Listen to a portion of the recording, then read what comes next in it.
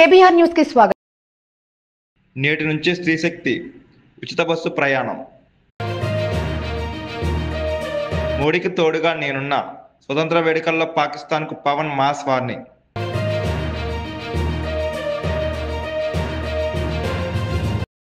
గాంధీజీ మనకిచ్చిన powerful weapon అహింస. లోకేష్ సంచలన వ్యాఖ్యలు.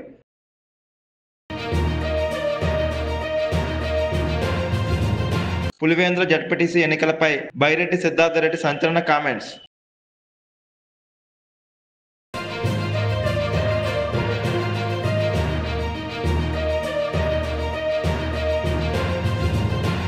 ఆంధ్రప్రదేశ్లో కూడా అనేక ఎత్తు పల్లాలను చూసింది. దేశంలోని తెలుగువారంతా ఒకే రాష్ట్రంగా కలిసి ఉండాలని నాడు కలలుగన్నాం. స్వాతంత్రానికి ముందే విశాలాంధ్ర కోసం పోరాడాం. అమరజీవి పొట్టి శ్రీరాములు ప్రాణత్యాగంతో కర్నూలు రాజధానిగా 1953 అక్టోబర్ 1వ తేదీన ఆంధ్ర రాష్ట్రం ఏర్పడింది. ఆ తర్వాత 1956 నవంబర్ 1వ తేదీన హైదరాబాద్ రాజధానిగా మొదటి భాషా ప్రయుక్త రాష్ట్రంగా ఆంధ్రప్రదేశ్ అవతరించింది.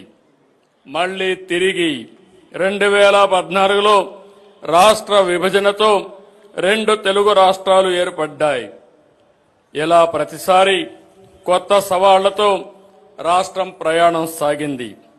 2014లో ఆంధ్రప్రదేశ్ విభజన తర్వాత జరిగిన పరిణామాలను ఒకసారి గుర్తు తీసుకోవాల్సిన అవసరం ఉంది. నవ్యాంధ్రప్రదేశ్కి మొదటి ముఖ్యమంత్రిగా ప్రజలు నాకు నాడు అవకాశం ఇచ్చారు. అనుభవం, ప్రజల సహకారంతో కష్టపడి దేశంలో టాప్ 3 రాష్ట్రాల్లో ఒకటిగా ఏపీని నిలిపాం. 2019లో వచ్చిన ప్రభుత్వం 5 సంవత్సరాల పాటు రాష్ట్రాన్ని విధ్వంసం చేసింది. ఏపీ బ్రాండ్ నాశనం చేసింది. వ్యవస్థలను నిర్వీర్యం చేసింది. రాష్ట్రం 30 ఏళ్లు వెనక్కిపోయింది. 10 లక్షల కోట్ల రూపాయల అప్పులు, బకాయిలతో ఆర్థిక విధ్వంసం చేశారు. ఆ 5 ఏళ్లు ఎక్కడా అభివృద్ధి జరగలేదు. కనీసం రోడ్లపైన గుంతలు పూడ్చలేదు. తవ్విన కొద్దీ గత ప్రభుత్వం చేసిన అప్పులు, తప్పులు, ఆక్రమాలు, అవకతవకలు వెలుగు చూస్తున్నాయి. పోలవరం నిలిచిపోయింది. అమరావతి ఆగిపోయింది. పెట్టుబడులు తరలిపోయాయి. 2024 ఎన్నికల్లో ప్రజలు గెలవాలి, రాష్ట్రం నిలవాలి అనే ఎన్డీఏ నినాదాన్ని ప్రజలు నమ్మి చారిత్రాత్మకమైన తీర్పునిచ్చారు. నిశ్శబ్ద విప్లవాన్ని సృష్టించారు. 94% స్ట్రైక్ రేటుతో 57% ఓట్ షేర్తో కూటమిని దీవించారు. రాష్ట్రాన్ని నిర్మించాలనే ఏకైక లక్ష్యంతో పాలన ప్రారంభించాం. మేము అధికారం చేపట్టిన ఈ ఏడాది కాలంలో ప్రజల నమ్మకాన్ని నిలబెట్టేలా, భవిష్యత్తుకు బాటలు వేసేలా తొలి రోజు నుంచి పనిచేస్తున్నాం. తొలి సంతకం నుంచి సుపరిపాలనకు తొలి అడుగు వేశాం. సమిక్షేమం, అభివృద్ధి, సుపరిపాలనతో సాగిన ఏడాది పాలన ఎంతో సంతృప్తినిచ్చింది. ప్రజల మద్దతు, మా సంకల్పం, దేవుడి దయతో విధ్వంసం నుంచి వికాసం వైపు ప్రయాణం చేస్తున్నాం. నేను ఈరోజు సవినయంగా, సగర్వంగా చెప్తున్నా, కూటమి ప్రభుత్వంలో సమిక్షేమానికి సాటి లేదు, అభివృద్ధికి అడ్డు లేదు, సుపరిపాలనకు పోటీ లేదు. ఇది రికార్డ్, ఇదే ఆల్ టైమ్ రికార్డ్ అని మరొక్కసారి విజ్ఞప్తి చేస్తున్నాను. కూటమి ప్రభుత్వం పేదల ప్రభుత్వం. సమిక్షేమ పథకాలతో ప్రజల జీవన ప్రమాణాలు పెంచేందుకు, బడుగు బలహీన వర్గాలను అభివృద్ధి చేసేందుకు వేల కోట్ల నిధులు ఖర్చు చేస్తున్నాం. దేశంలో మరే రాష్ట్రంలో అమలు కాని స్థాయిలో రెట్టింపు సమిక్షేమం ప్రజలకు అందుతోంది. ప్రధాన ఎన్నికల హామీలుగా ఉన్న సూపర్ 6ని సూపర్ హిట్ చేశాం. ప్రతి వర్గానికి, ప్రతి ప్రాంతానికి, ప్రతి కుటుంబానికి, ప్రతి పౌరునికి సాయంగా నిలబడుతూ సంక్షేమ పాలనకి కొత్త నిర్వచనం ఇచ్చాం. ప్రభుత్వం ఏర్పడిన తొలి రోజునే 5 సంతకాలతో ప్రధాన హామీల అమలుకు శ్రీకారం చుట్టాం. పేదల సేవలో కార్యక్రమంలో 64 లక్షల మందికి ఎన్టీఆర్ భరోసా పింఛన్లు ఇంటి వద్దే పంపిణీ చేస్తూ సంక్షేమ రాజ్యానికి కొత్త అర్థాన్నిచ్చాం. దేశంలోని అతిపెద్ద సంక్షేమ పండుగ ఏపీలో ప్రతి నెల 1వ తేదీన జరుగుతుందని స్వాతంత్ర దినోత్సవ వేదిక నుంచి సగర్వంగా చెప్పగలుగుతున్నాను. దేశంలో మరే రాష్ట్రంలోనూ ఈ స్థాయి పింఛన్లు పంపిణీ చేయడం లేదు. ఏడాదికి 33,000 కోట్ల రూపాయలు కేవలం పింఛన్ల మీదనే ఖర్చు చేస్తున్నాం. వృద్ధులకు 4,000, దివ్యాంగులకు 6,000, డయాలసిస్ సహా తీవ్రవాదులకు గురైన వారికి 10,000, పూర్తిగా మంచానికే పరిమితమైన వారికి 15,000 ఇస్తున్నాం. ఒక్క పింఛన్ ఇప్పటికే పంపిణీ చేసిన డబ్బులు చూస్తే 40,000 కోట్లకు పైగా ఖర్చు చేశాం. తల్లి తన బిడ్డ చదువుకోవాలని కలలుగనే పేదింటి తల్లులకు ఆర్థిక భరోసా ఇచ్చేందుకు తల్లికి వందనం పథకం తీసుకొచ్చాం. 10,000 కోట్లతో ఈ పథకాన్ని అమలు చేశాం. ఒక్కొక్క విద్యార్థికి 15,000 చొప్పున మొత్తం 67 లక్షల మంది తల్లుల ఖాతాలో జమ చేశాం. ఒక కుటుంబంలో ఎంతమంది ఉన్నా చదువుకునే పిల్లలందరికీ ఈ పథకాన్ని వర్తింపజేశాం. జనాభా నిర్వహణలో ఈ పథకం కీలక భూమిక పోషిస్తుంది. రైతు బాగుంటేనే రాష్ట్రం బాగుంటుందని నమ్మే ఈ ప్రభుత్వం ఎప్పుడు అధికారంలో ఉన్నా అన్నదాతకు ప్రాధాన్యత ఇస్తున్నాం. చెప్పినట్టుగానే అన్నదాత సుఖీభవ పథకం అమలు చేశాం. ప్రతి రైతుకు ఏడాదికి కేంద్రం ఇచ్చే మొత్తంతో కలిపి 3 విడతల్లో 20,000 రూపాయలు ఇస్తామని చెప్పాం. మొదటి విడతగా రాష్ట్ర ప్రభుత్వం 5,000, కేంద్రం ఇచ్చే 2,000 కలిపి 7,000 రూపాయలు రైతు ఖాతాల్లో వేశాం. 47 లక్షల మంది రైతులకి 3,173 కోట్ల రూపాయలు అందించాం. ఉమ్మడి రాష్ట్రంలో దీపం పథకం తెచ్చి మన ఆడబిడ్డల వంటింటి కష్టాలు తీర్చాం. నేడు మళ్లీ దీపం 2 పథకం ద్వారా ఉచిత సిలిండర్లు ఇచ్చి భారాన్ని పూర్తిగా తగ్గించాం. ఏడాదికి 3 సిలిండర్లు ఉచితంగా ఇస్తున్నాం. ఏటా 2,684 కోట్ల రూపాయలు ఖర్చు చేస్తున్నాం. ఇప్పటికే 2 కోట్ల రాయితీ సిలిండర్లు ఇచ్చాం. స్వాతంత్ర దినోత్సవం సందర్భంగా ఆర్టీసీ బస్సుల్లో ఆడబిడ్డలకు స్త్రీశక్తి పేరుతో ఉచిత ప్రయాణాన్ని కానుగ్గా ఇస్తున్నాం. Palle Velugu, ultra Palle Velugu, city ordinary express, metro express బస్సుల్లో మహిళలకు ఉచితంగా ప్రయాణించవచ్చు. ఉచిత ప్రయాణంతో నెలకు 1,000 రూపాయల నుంచి 2,000 రూపాయల వరకు ఆడబిడ్డలకు ఆదా అవుతుంది. ట్రాన్స్జెండర్లకు ఈ సౌకర్యం కల్పిస్తున్నాం. ఈ పథకం కోసం ప్రతి ఏటా 1,942 కోట్ల రూపాయలు వెచ్చిస్తున్నాం. 2029 నాటికి 20 లక్షల మందికి ఉద్యోగాలు, ఉపాధి అవకాశాలు కల్పిస్తామని సూపర్ 6 లో చెప్పాం. చెప్పినట్టుగానే తొలి సంతకంతో ఉద్యోగాలు ఇస్తున్నాం. 16,347 పోస్టులు మెగా డిఎస్సి ద్వారా ఈ నెలాఖరు లోపల నియామకాలు పూర్తి చేస్తాం. ప్రజలకు నాడు కునుకు లేకుండా చేసిన ల్యాండ్ టైటిలింగ్ యాక్ట్ ని రద్దు చేశాం. పేద ప్రజలకు ఆకలి తీర్చేందుకు అన్నా క్యాంటీన్ తిరిగి తీసుకొచ్చాం. 204 అన్నా క్యాంటీన్లో 5,16 లక్షల మందికి కేవలం 5 రూపాయలకి కడుపు నింపాం.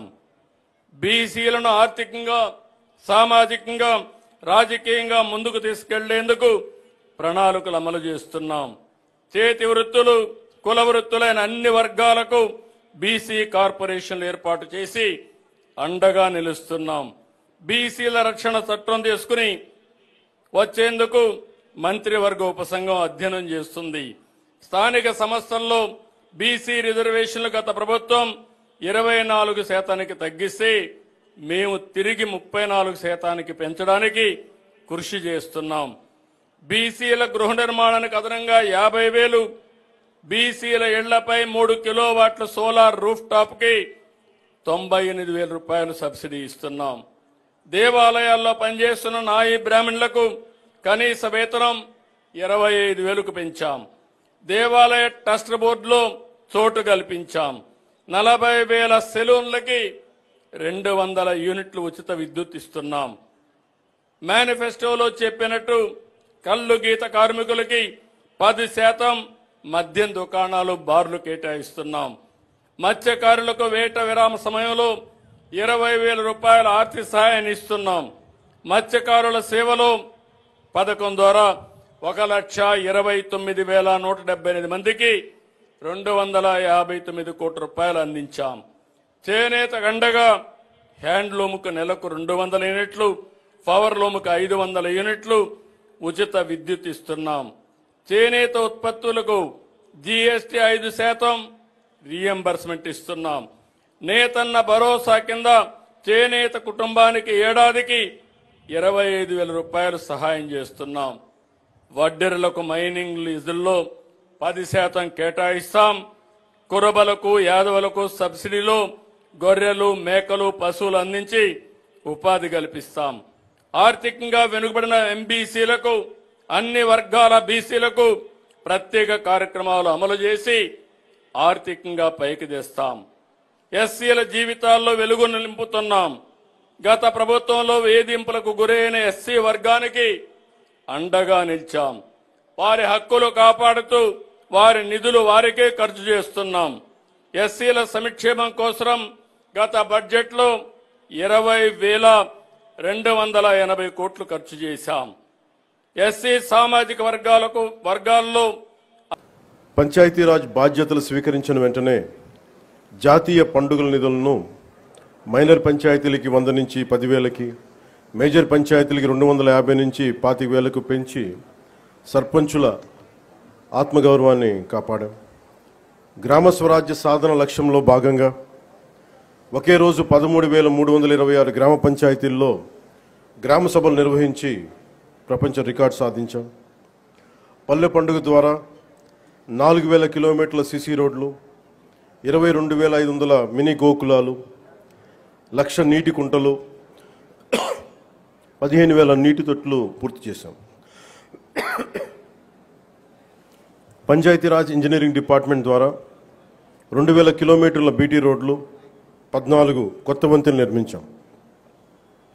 గ్రామీణ ఉపాధి హామీ పథకం ద్వారా 75.23 లక్షల ఉపాధి శ్రామికులకు గ్రామాల్లోనే ఉపాధి కల్పించి ప్రమాద పరిహారం 50,000 నుంచి 4 లక్షలకు పెంచాం. అడవి తల్లి బాట కింద కొండ ప్రాంతాల్లో 1,005 కోట్లతోటి 625 గిరిజన గ్రామాలను అనుసంధానిస్తూ 1,069 కిలోమీటర్ల రోడ్ల నిర్మాణానికి ప్రధానమంత్రి జనజాతి ఆదివాసీ న్యాయ మహా అభియాన్ కింద ఉపాధి హామీ పథకం కింద రాష్ట్ర నిధులతోటి శ్రీకారం చుట్టాం.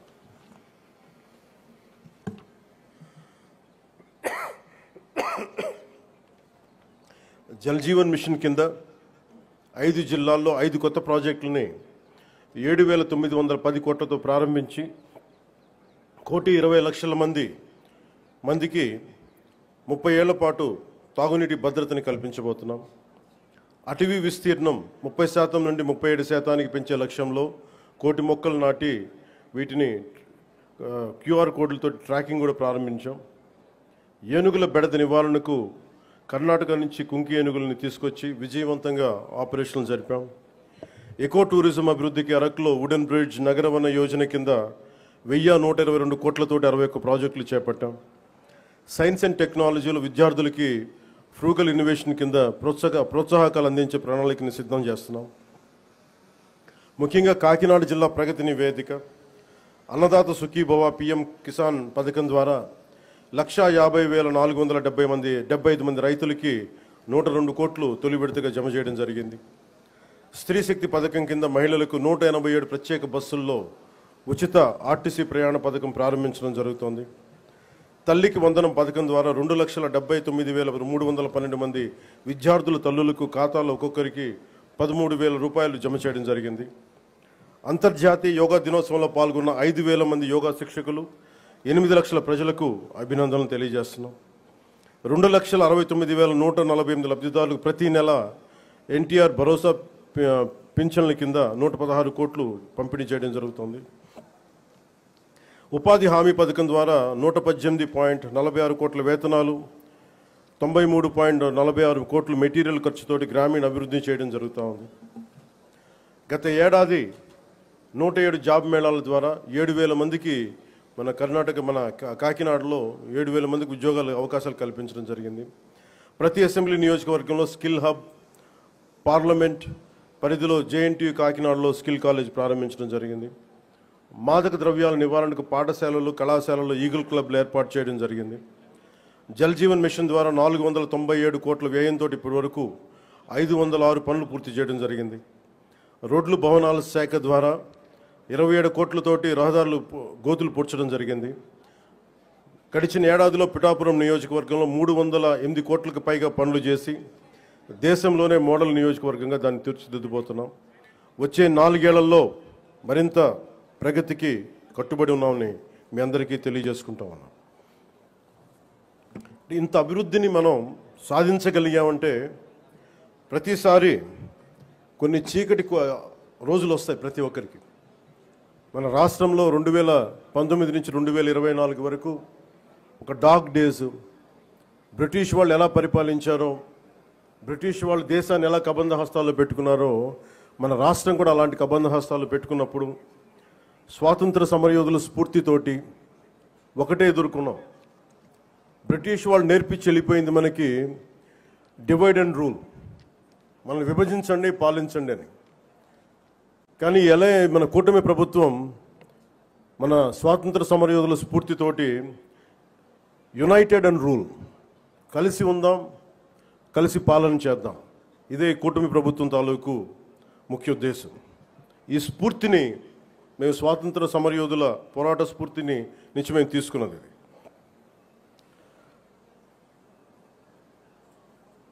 ప్రతి ఒక్కరికి, స్కూల్ పిల్లలకు కానీ పెద్దవాళ్ళకి కానీ ఆగస్టు 15న ఒక ఆనవాయితీగా కాకుండా దీన్ని మనం గుండె లోతుల నుంచి చేసుకోవాల్సిన అవసరం చాలా ఉంది. దీనికి వెనకాల ఎంత కష్టపడ్డారు నేను ట్వీట్ కూడా చేశాను. ఇదే రోజు నిన్న ఆగస్టు 14న లాహోర్ డిక్లరేషన్ సమయంలో దేశ విభజన జరుగుతున్నప్పుడు, కరెక్ట్గా ఒక 9 నెలల ముందు, సంవత్సరం ముందు దేశ విభజన జరుగుతున్నప్పుడు లాహోర్ కూడా పాకిస్తాన్లోకి వెళ్ళిపోద్ది అని తెలియదు ఎవరికి. సడన్గా డిక్లేర్ చేయగానే దానివల్ల అక్కడ ఉన్న ప్రజలు, భారతదేశ ప్రజలందరూ వెళ్ళిపోవాలి ఇక్కడి నుంచి అని చెప్పి మత ప్రాతిపాదికన పంపించేస్తే అది ఎంత దారుణాలు జరిగినాయి అంటే ఆగస్టు 14 వరకు అక్కడ రాత్రికి రాత్రి కొన్ని దశాబ్దాలుగా, కొన్ని శతాబ్దాలుగా వాళ్ళ దేశం, వాళ్ళ ప్రాంతం అనుకున్నది పరాయి దేశం అయిపోయి అక్కడి నుంచి పారిపోయి ప్రాణాలను అరచేతులు పెట్టుకొని రావాల్సి వచ్చిన పరిస్థితులు. అలాంటి పరిస్థితులను ఒకవైపు పంజాబ్లో మహిళలు సామూహిక మానభంగాలు గురవుతూ చాలా నిర్దాక్ష్యమైన పరిస్థితుల్లో ఉండి, అంటే మన స్వాతంత్రం చాలా తేలిగ్గా సంపాదించుకున్నాం, కేవలం ఏమంటారు అహింసా విధానాల ద్వారా మనం సంపాదించుకున్నాం అంటాం. కానీ వాస్తవానికి మన స్వాతంత్రం రావడానికి చాలా హింస జరిగింది. మనం ఎంచుకున్నది ప్రప్రథమంగా అహింస విధానాలు కావచ్చేమో కానీ దేశాన్ని నుంచి విడిపోవాలనుకున్న వాళ్ళు మటుకు హింసనే నమ్మారు. అది ఈ రోజుకి, దేశ విభజన జరిగినప్పటి నుంచి ఈ రోజు మన ఆపరేషన్ సింధూర్ దాకా మత ప్రాతిపాదికన హింస జరుగుతూనే ఉంది. ఎక్కడ కూడా భారతదేశం తన లౌకిక విధానాన్ని ఎప్పుడు మర్చిపోలేదు. దేశ విభజన జరిగిన తర్వాత మనకి మతాన్ని సంబంధం లేకుండా భారతదేశ సార్వభౌమత్వాన్ని గౌరవించి లౌకికవాదాన్ని ముందుకు తీసుకెళ్లే ఉద్దేశంతో మనం మతాలకి సంబంధం లేకుండా ఒక అబ్దుల్ కలాం గారిని కానీ ఎవరినైనా సరే మనం ప్రెసిడెంట్స్గా తీసుకున్నాం, గుండెల్లోకి తీసుకున్నాం. కానీ ఇది పాకిస్తాన్లో లేదు. పాకిస్తాన్లో ఎవరిని కూడా మొత్తం రాష్ట్రమే కాదు, ఏకంగా దేశం మీతో నిలబడుతుందని. అందుకే మురళీ నాయక్ లాంటి సైనికులు బార్డర్లో పోరాడుతున్నారు కనుకనే ఈరోజు మనందరం ఇక్కడ స్వేచ్ఛగా మనం ఈ కార్యక్రమం నిర్వహించుకోగలుగుతున్నాం. అందుకే మనందరం జై జవాన్ జై జవాన్ అని అనాలి. 2019 నుంచి 24 వరకు ఆంధ్రప్రదేశ్ లో చీకటి రోజులు చూశాం. గత ప్రభుత్వం 5 ఏళ్లలో 10 లక్షల కోట్ల అప్పు చేసింది. రాష్ట్రాన్ని 30 ఏళ్లు వెనక్కి నెట్టేశారు. గత ప్రభుత్వ హయాంలో అభివృద్ధికి అడ్రస్ లేకుండా పోయింది. 2024 ఎన్నికల్లో ప్రజలు ఒక చరిత్ర సృష్టించారు. 94% స్ట్రైక్ రేట్, 164 సీట్లతో ఎన్డీఏ ప్రభుత్వాన్ని గెలిపించి రికార్డులు బద్దలు కొట్టారు. డబుల్ ఇంజన్ సర్కార్తో రాష్ట్రం చీకటి నుంచి వెలుగు వైపు తొలి అడుగు వేసింది. గౌరవ ప్రధానమంత్రి నరేంద్ర మోడీ గారు, గౌరవ ముఖ్యమంత్రి చంద్రబాబు నాయుడు గారు, ఉప ముఖ్యమంత్రి పవన్ అన్న గారు కలిసి ఈ రోజు ఆంధ్ర రాష్ట్రంలో సుపరిపాలన అందిస్తున్నారు. ఎన్నో ఏళ్లుగా ఉన్న సమస్యలు మేము ఈరోజు పరిష్కరించాం. విశాఖ ఉక్కుని కాపాడాం. ఏకంగా విశాఖ రైల్వే జోన్ ఏర్పాటు చేశాం. పోలవరం నిర్మాణం కోసం కేంద్రం సహకారం అందిస్తుంది. అమరావతి నిర్మాణం కోసం కేంద్రం నుంచి రావాల్సిన నిధులు కూడా ఈ రోజు వస్తున్నాయి. ఏకంగా రాయలసీమ కూడా ఇండస్ట్రియల్ కారిడార్ ఏర్పాటుకు కేంద్ర ప్రభుత్వం నిధులు కేటాయిస్తాం జరిగింది. మన ప్రభుత్వం నినాదం ఒకటే, ఒకే రాష్ట్రం ఒకే రాజధాని, కానీ అభివృద్ధి వికేంద్రీకరణ. అందుకే అనంతపూర్ ని ఆటోమోటివ్ హబ్ గా తీర్చిదిద్దుతున్నాం. నార్త్ అనంతపూర్ కర్నూలు ని రెన్యూబుల్ ఎనర్జీ హబ్ గా మన ప్రభుత్వం ఆర్నిసలు కష్టపడుతుంది. కడప చిత్తూరు జిల్లాలకి పెద్ద ఎత్తున ఎలక్ట్రానిక్స్ మ్యానుఫ్యాక్చరింగ్ పరిశ్రమలు మేము తీసుకొస్తున్నాం. ఇంకా నెల్లూరు జిల్లాకి డైవర్స్ మ్యానుఫ్యాక్చరింగ్, అదేవిధంగా ఒక రిఫైనరీ కూడా తీసుకొస్తున్నాం. ఇంకా ప్రకాశం జిల్లాని ఏకంగా సిబిజీ హబ్ గా మేము తయారు చేస్తున్నాం. ఇంకా గుంటూరు కృష్ణా జిల్లాకు వచ్చి కేవలం రాజధాని కాకుండా